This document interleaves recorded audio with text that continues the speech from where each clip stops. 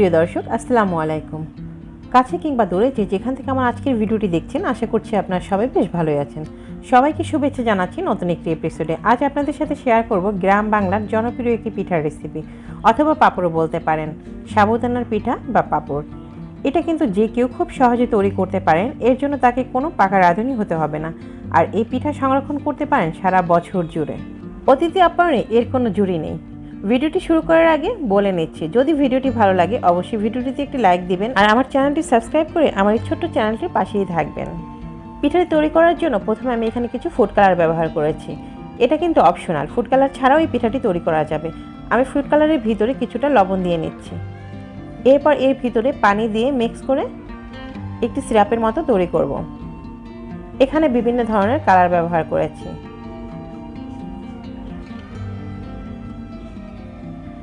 তবে আপনারা চাইলে এই লবণটা কিন্তু সাবুদানার সাথেও মিশিয়ে নিতে পারেন। সাবুদানাটা পানি দিয়ে কিছু সময় ভিজিয়ে রেখে তার সাথে লবণটা মিক্স করে দিলেও হবে। তবে আমি যেহেতু বিভিন্ন ধরনের ফুড কালার ব্যবহার করছি, যার কারণে আমি ফুড কালারের ভিতরেই লবণটা দিয়ে নিয়েছি।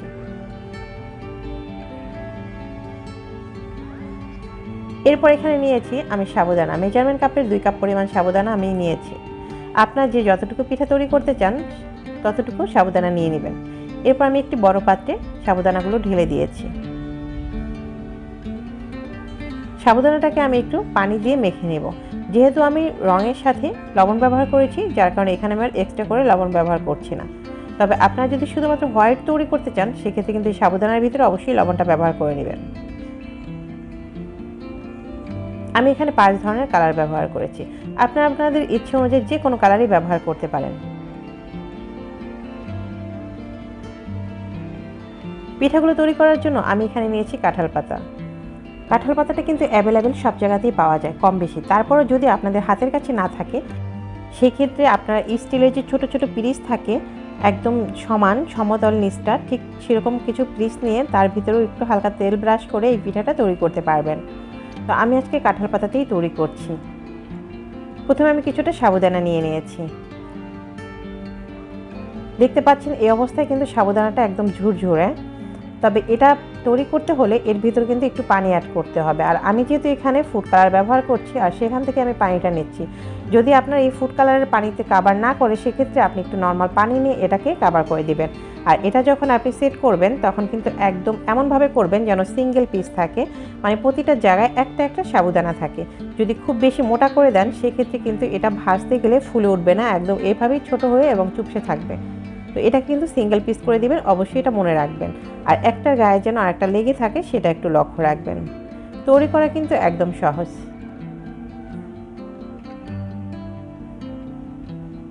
আমি এখানে প্রতিটা কালার দিয়ে একটি একটি করে তৈরি করে নিচ্ছি। আপনারা চাইলে এটা কিন্তু কলা পাতা যদি থাকে হাতের কাছে, যেটা সাধারণত গ্রাম অঞ্চলে তৈরি করে থাকে, আর সেখানে তো কাঁঠাল পাতা, কলা পাতা এগুলো কিন্তু অ্যাভেলেবেল পাওয়া যায়।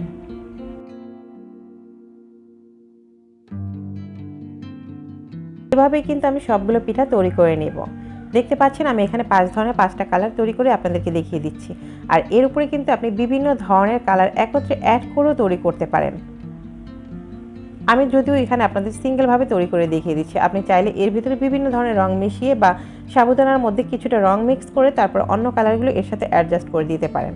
তো এরপর আমি এটাকে স্টিম করে নেব। স্টিম করার জন্য আমি কি ব্যবহার করেছি দেখতে পাচ্ছেন, চুলায় একটি ফ্রাই প্যান বসিয়ে তার মধ্যে গরম পানি ফুটিয়ে নিয়েছি।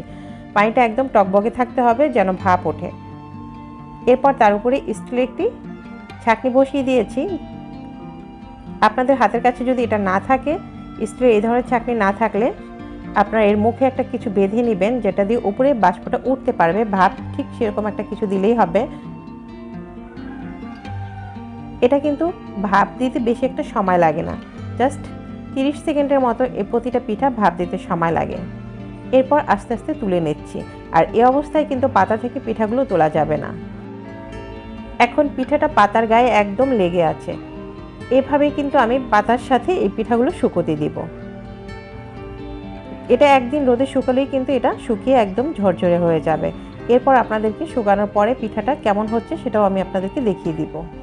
তো আমি এখানে কিন্তু এভাবে অনেকগুলো পিঠা তৈরি করে নিয়েছি। দেখতে পাচ্ছেন আমি কিন্তু এখানে সেট দিয়েও কিছুটা পিঠা তৈরি করেছি, মানে বিভিন্ন কালার দিয়ে দেখতে অনেকটা সুন্দর লাগছে। এখানে প্রতিটা পিঠার ডিজাইন বা কালারগুলো কিন্তু আপনি আপনার মনের মাধুরী মিশিয়ে তৈরি করতে পারেন বিভিন্ন কালার করে। এখানে দেখতে পাচ্ছেন এতটাই সুন্দর লাগছে, পিঠাগুলো অনেক কালারফুল, আসলে দেখেই আসলে মন ভরে যাচ্ছে।